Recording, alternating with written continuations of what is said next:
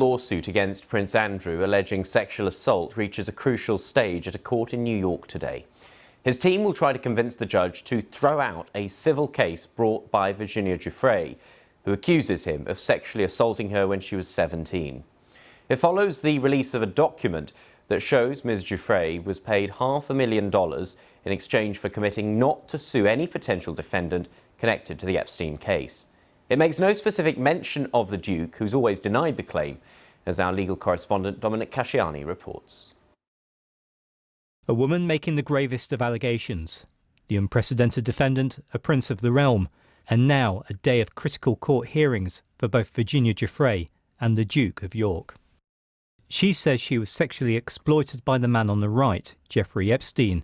Ms. Giuffre, then known as Roberts, says Epstein coerced the then teenager into abuse by Prince Andrew, alleged events 20 years ago, but today's New York hearing focuses on a 2009 legal document.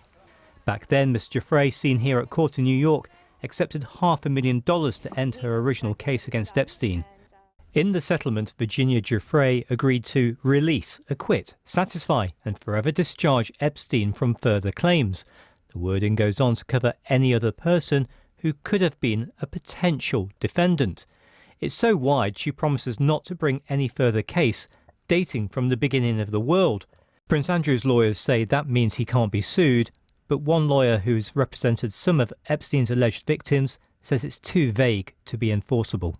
This is one of the most bizarre pieces of a settlement agreement I have ever seen. I just cannot believe that a court would say, well, anyone who has wronged Virginia, who was associated with Epstein, is now released from liability. I mean, that would fly in the face of what our laws are now trying to do, which is open up claims for sexual abuse victims, allow them to come forward even years later, and bring perpetrators to justice.